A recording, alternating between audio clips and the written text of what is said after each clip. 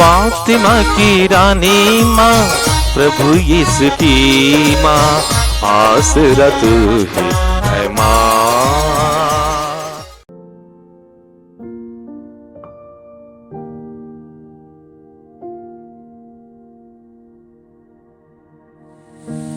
पहला पाठ नबी दानियल का ग्रंथ, अध्याय 1, पद संख्याएं 1 से 6, 8 और 20।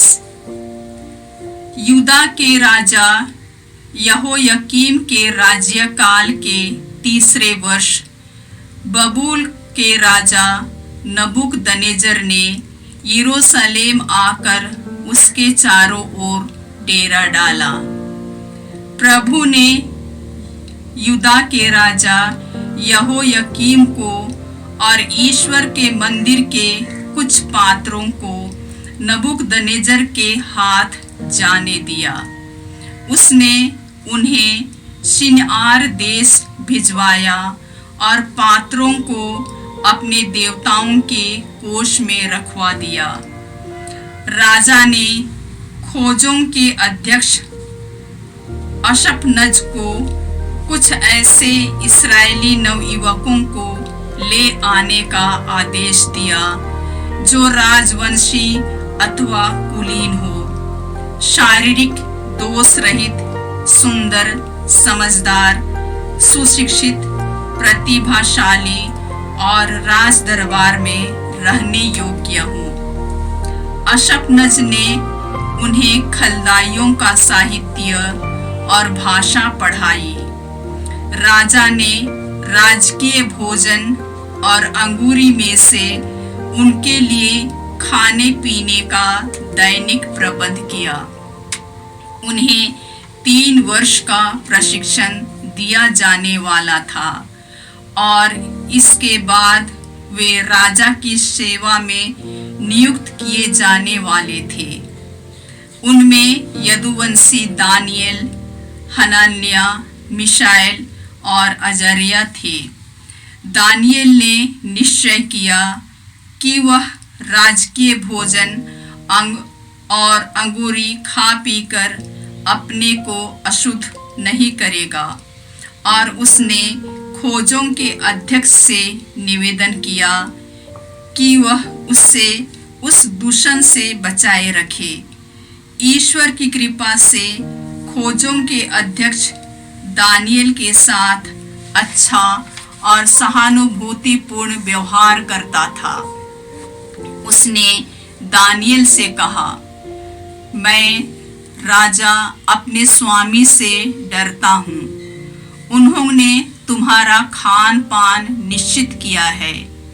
यदि वह देखेंगे कि समवयस्क नवयुवकों की तुलना में तुम्हारा चेहरा उतरा हुआ है तो मेरा जीवन जोखिम में पड़ जाएगा।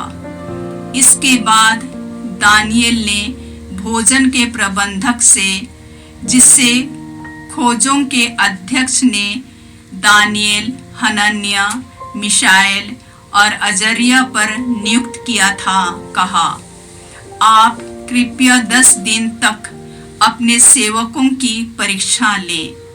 हमें खाने के लिए तरकारी और पीने के लिए पानी दिलाएं। इसके बाद आप हमारा और राजकीय भोजन का सेवन करने वाले युवकों का चेहरा देख लें और जो आपको उचित जान पड़े वही हमारे साथ करें। उसने उनका निवेदन स्वीकार कर लिया और 10 दिन तक उनकी परीक्षा ली।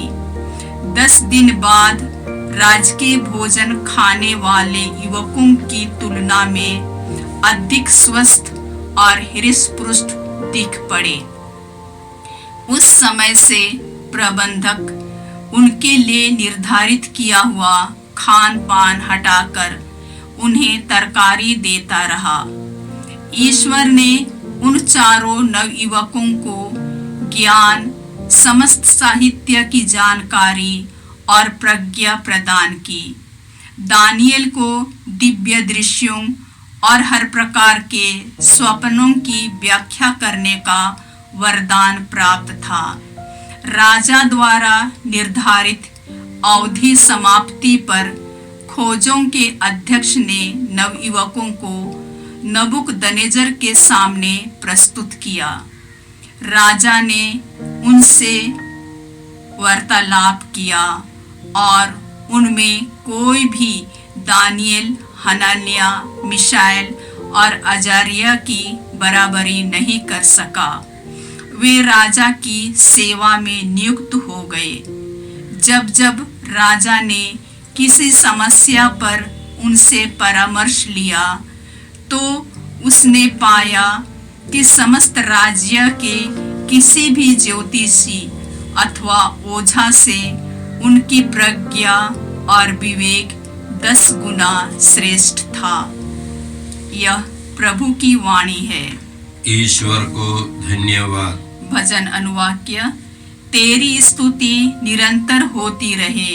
तेरी स्तुति निरंतर होती रहे। हे प्रभु, हमारे पूर्वजों के ईश्वर, तू धन्य है।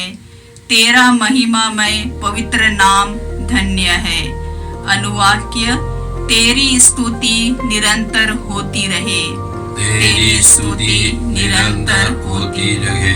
तू अपने महिमामय मंदिर में धन्य है। तू अपने राज सिंहासन पर धन्य है। अनुवाक्य। तेरी स्तुति निरंतर होती रहे। तेरी स्तुति निरंतर होती रहे। तू गहराइयों की थाह लेता है। तू धन्य है। तू स्वर्ग की ऊंचाइयों पर धन्य है। अनुवाक्य। तेरी स्तुति निरंतर होती रहे। तेरी स्तुति निरंतर होती रहे। जय घोष। हालेलुया। जागते रहो और तैयार रहो, क्योंकि तुम नहीं जानते कि किस घड़ी मानव पुत्र आएगा। हालेलुया। प्रभु आप लोगों के साथ हो और आपकी आत्मा के साथ। लूकस के अनुसार पवित्र सुसमाचार। हे प्रभु तेरी महिमा हो। अध्याय 21 पद संख्याएं 1 से 4 तक। यीशु ने आंखें ऊपर उठाकर देखा कि धनी लोग खजाने में अपना दान डाल रहे हैं। उन्होंने एक कंगाल विधवा को भी 2 अधेले डालते हुए देखा और कहा, मैं तुम लोगों से सच कहता हूँ, इस कंगाल विधवा ने उन सबों से अधिक डाला है। उन्होंने तो अपनी समृद्धि में से दान दिया, परंतु इसने तंगी में रहते हुए भी जीविका के लिए अपने पास जो कुछ था वह सब दे डाला। प्रभु का सुसमाचार। हे क्रिस्त तेरी स्तुति हो। जय यीशु क्रिस्त में प्रिय भाई और बहनों, आज का पहला पाठ दानियल के ग्रंथ से है। अध्याय 1 से हमने आज सुना है। इसकी शुरुआत में हमने सुना कि बाबुल के राजा नबूकदनेस्सर ने यूदा के राजा को हरा दिया, बंदी बनाया और यरूशलेम मंदिर के बर्तनों को अपना लिया, हड़प लिया। उसके बाद राजा ने आदेश दिया कि राजकीय परिवेश में राजमहल में काम करने के लिए, उच्च अधिकारी के रूप में काम करने के लिए यूदा वंशी कुलीन युवकों को चुने, जो शरीर के अदोष हो, प्रज्ञा संपन्न हो और कार्यकुशल हो। अधिकारियों ने कई युवकों को चुना। उनमें यूदा वंशी 4 विशेष युवक मिले, दानियेल, हनन्याह, मिशाएल और अजारिया। और उनमें सबसे मेधावी, सबसे प्रज्ञा संपन्न दानियेल था।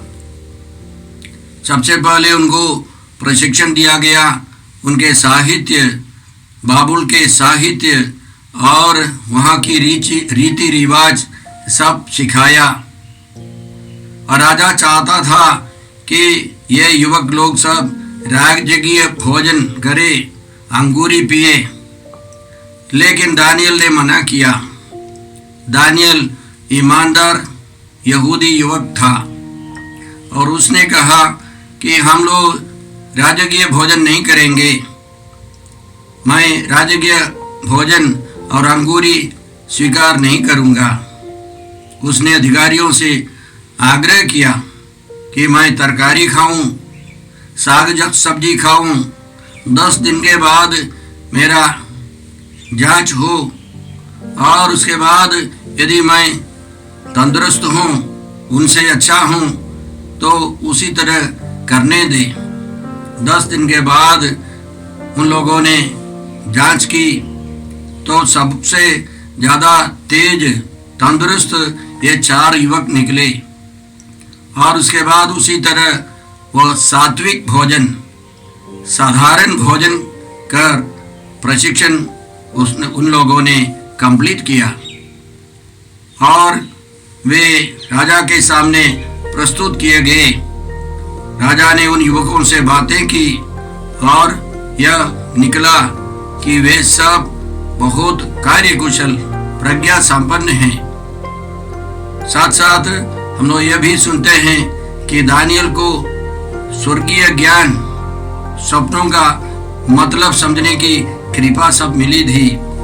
इस पाठ के अंत में हम लोगों ने सुना, वे राजा की सेवा में नियुक्त हो गए। जब जब राजा ने किसी समस्या पर उनसे परामर्श लिया तो उसने पाया कि समस्त राज्य के किसी भी ज्योतिषी अथवा ओझा से उनकी प्रज्ञा और विवेक 10 गुना श्रेष्ठ था। वे प्रज्ञा से, बुद्धि से, कार्य कुशलता से भरे थे। तो हम लोग ये सब सुनते हैं तो हमारे मन में क्या प्रेरणाएं आती हैं। दानियल और उसके साथी, 3 साथी हमें क्या सिखाते हैं। सबसे पहले हम ईश्वर की खोज करें, लेकिन एक राजा या राष्ट्र के अधीन रहकर ईश्वर और उसकी आज्ञा के अनुसार हमें जीना है। विश्वास को बचाकर, विश्वास के आधार पर हमको जीना है। साथ साथ हमें राष्ट्र की सेवा करनी है। प्रभु यीशु ने हमें सिखाया था, जो कैसर का है कैसर को दो, और जो ईश्वर का है ईश्वर को दो। हम राष्ट्र के नागरिक हैं, साथ साथ हम विश्वासी हैं। स्तोत्रकार कहते हैं, स्तोत्र 97 में हम लोग इस प्रकार पढ़ते हैं, प्रभु भक्तों बुराई से घृणा करो, प्रभु अपने भक्तों की रक्षा करता और उन्हें दुष्टों के पंजे से छुड़ाता है। धर्मी के लिए ज्योति का उदय होता है, निष्कपट लोग आनंद मनाते हैं। धर्मियों, प्रभु में आनंद मनाओ, उसके पवित्र नाम को धन्य कहो। हमें धर्मी का जीवन बिताना है। यीशु ने हमें सिखाया है, संत मत्ती के सुसमाचार अध्याय 6 पद संख्या 33 में, तुम सबसे पहले ईश्वर के राज्य और उसकी धार्मिकता की खोज में लगे रहो, बाकी ये सब तुम्हें यूं ही मिल जाएंगी। दानियल और उसके साथी ने ईश्वर की खोज की, ईश्वर की आज्ञाओं के अनुसार जीवन बिताया, तो ईश्वर ने उनको भरपूर कृपाएं दी, स्वर्गीय ज्ञान दिया है। याद रखें, यीशु ने मछुओं को चुना था। सबसे पहला संत पापा एक मछुए थे, निपट थे, फिर भी पवित्र आत्मा उतरने के बाद वे स्वर्गीय ज्ञान से भर गए। जो ईश्वर को प्रथम स्थान देगा उसको स्वर्गीय ज्ञान मिलेगा। वे धर्मी रहकर प्रभु में आनंद मनाएंगे। दूसरा है, यह युवक लोग हमको सिखाते हैं, हम राष्ट्र के अधीन रहकर राष्ट्र के हित के लिए काम करे, दूसरों की सेवा करे। और जब हमको समस्याएं हैं, हम अधिकारियों को सूचित करें। कुछ अधिकारी हमारे पक्ष में बोलेंगे, हमारी सहायता करेंगे। हमारे केंद्र की शुरुआत में कई समस्याएं थी, संकट आ गया, तो उसमें एक अधिकारी ने हमारा सपोर्ट किया, हमारी सहायता की, जिससे हम लोग भारी नुकसान से बच गए। तो जो ईमानदार है उसके लिए प्रभु प्रावधान करेगा। हमें राष्ट्र के हित के लिए, दूसरों की भलाई के लिए जीवन बिताना है। हम इन घटनाओं के लिए, आज के पवित्र वचनों के लिए धन्यवाद देकर उनसे प्रेरणा पाए, दानियल और उसके साथियों से प्रेरणा पाए, प्रभु की इच्छा के अनुसार देश के हित के लिए हम जीवन बिता सके, कार्य कर सके। आज के सुसमाचार में हमने सुना कि प्रभु यीशु ने आंखें ऊपर उठाकर देखा कि धनी लोग खजाने में बहुत पैसे डाल रहे हैं। उन्होंने यह भी देखा कि एक कंगाल विधवा ने 2 अधेले 1 पैसा डाल दिया,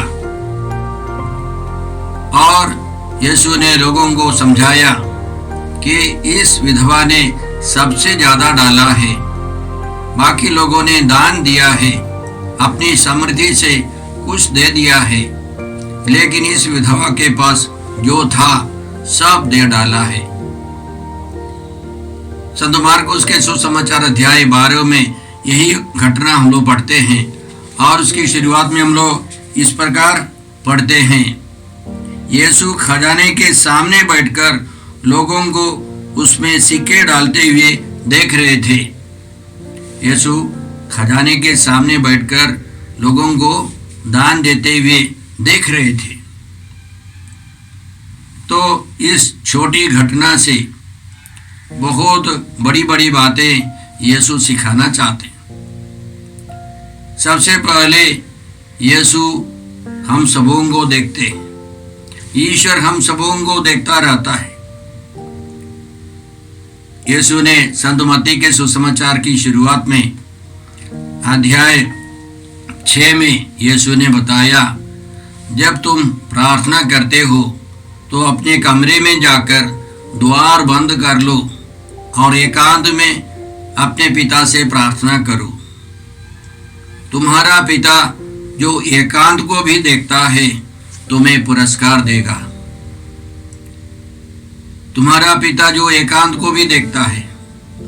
आगे यीशु कहते हैं उपवास के संदर्भ में, तुम्हारा पिता जो अदृश्य को भी देखता है तुम्हें पुरस्कार देगा। इसका मतलब क्या है? ईश्वर हमारी दृष्टि से गोचर नहीं है, और ईश्वर हमको देखता रहता है। हमें पहचानने के लिए, हमारे मार्गदर्शन के लिए ईश्वर हमें देखता रहता है। प्रभु यीशु की नजर सबों पर है। हम लोग स्तोत्र 53 में इस प्रकार पढ़ते हैं, ईश्वर यह जानने के लिए स्वर्ग से मनुष्यों पर दृष्टि डालता है कि उनमें कोई बुद्धिमान हो जो ईश्वर की खोज में लगा रहता हो। ईश्वर यह जानने के लिए मनुष्यों पर, स्वर्ग से मनुष्यों पर दृष्टि डालता रहता है कि उनमें कोई बुद्धिमान हो। कहने का मतलब, स्तोत्रकार कहता है कि ईश्वर हम सबों को देखता रहता है। ईश्वर हमारी बातें सुनता रहता है, हमारे हृदय को भी, आदर्श को भी, हमारे अंतरम को भी, हमारे सब विचारों को भी ईश्वर जानता है। हम ईश्वर की दृष्टि से बच नहीं सकते। तो जो पाप करते हैं, कई लोग सोचते हैं ईश्वर है ये नहीं, या ईश्वर नहीं देखता है। अंधेरे में भी ईश्वर हमें देखता रहता है। और अंतिम में यीशु कहते हैं कि इस दुनिया के अंत में हमको सब कुछ का लेखा देना पड़ेगा, हम हर निकम्मी बात का भी लेखा देना पड़ेगा। तो जैसे हम लोग आगमन काल की ओर बढ़ते हैं, कुछ ही दिनों के अंदर हम लोग आगमन काल में प्रवेश करेंगे, तो हम याद रखें कि हम ईश्वर की नज़र में हैं। आज के सुसमाचार के द्वारा प्रभु हमें यह भी सिखाते हैं कि उस विधवा के समान, उस कंगाल विधवा के समान हमें भी उदार बनना है, संपूर्ण समर्पण करना है। अपनी जीविका के लिए जो बच गया था उस सबों को उस महिला ने दे दिया है, संपूर्ण समर्पण किया है। बाकी लोगों का दान था, कंट्रीब्यूशन था, उसका जो चढ़ावा वो संपूर्ण समर्पण था। प्रभु यीशु उस महिला की प्रशंसा करते हैं। प्रभु चाहते हैं कि हम लोग भी उसी तरह संपूर्ण समर्पण करें, प्रभु के लिए पूर्ण रूप से अर्पित करें। यीशु ने वादा किया है सदमती के सुसमाचार अध्याय 19 पद संख्या 29 में, जिसने मेरे लिए घर, भाई बहनों, माता पिता, पत्नी, बाल बच्चों अथवा खेतों को छोड़ दिया हो, वो 100 गुना पाएगा और आनंद जीवन का अधिकारी होगा। बहुत से लोग जो अगले हैं पिछले हो जाएंगे, जो पिछले हैं अगले हो जाएंगे। जो संपूर्ण समर्पण करेगा वो आगे बढ़ेगा, उसको ईश्वर की कृपा 100 गुनी मिलेगी। यह सच है। इसके अलावा हम याद रखें कि यीशु की माँ एक विधवा थी और उसने संपूर्ण समर्पण किया। माता मरियम ने अपने इकलौते पुत्र को हमारे लिए दिया है। जब यीशु ने इस विधवा को देखा, उसके समर्पण को देखा, तो शायद यीशु ने याद किया कि मेरी माँ ने भी मुझे सारे संसार के लिए अर्पित किया है। हर विधवा की प्रार्थना ईश्वर विशेष रूप से सुनता है। हम स्तोत्र ग्रंथ में पढ़ते हैं, इस विधवा का त्याग, इस विधवा की जो तपस्या है, समर्पण है, उसके अनुसार हमको भी जीवन बिताना है। इस विधवा से, चाहे माता मरियम से हम सीखें संपूर्ण समर्पण करने के लिए। हम यह कृपा मांगते हैं कि हम भी उस विधवा के समान या माता मरियम के समान संपूर्ण समर्पण कर सके। हे पिता ईश्वर, हे प्रभु यीशु, हे पवित्र आत्मा ईश्वर, आज के पवित्र वचनों के लिए हम धन्यवाद देते हैं और प्रार्थना करते हैं कि हम भी उदार बने। हम लोग भी दानियल और उसके साथी के समान या उस कंगाल विधवा के समान तेरे प्रति ईमानदार और उदार बने। हम यह प्रार्थना करते हैं प्रभु क्रिस्त के द्वारा। हमारे प्रभु यीशु क्रिस्त की कृपा, ईश्वर का प्रेम और पवित्र आत्मा का साहचर्य आप सबों को प्राप्त हो। आमीन।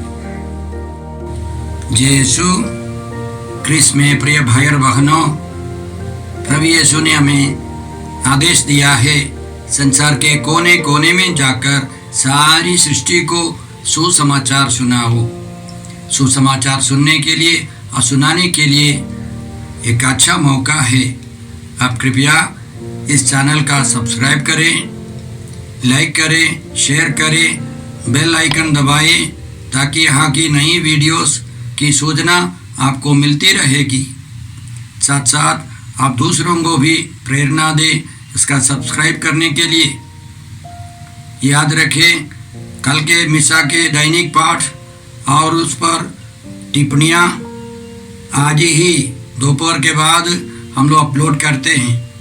कृपया आज ही उसको सुनकर कल की तैयारी करें। प्रभु यीशु आपको और आपके परिवार को 100 गुनी आशीष देंगे। जय यीशु।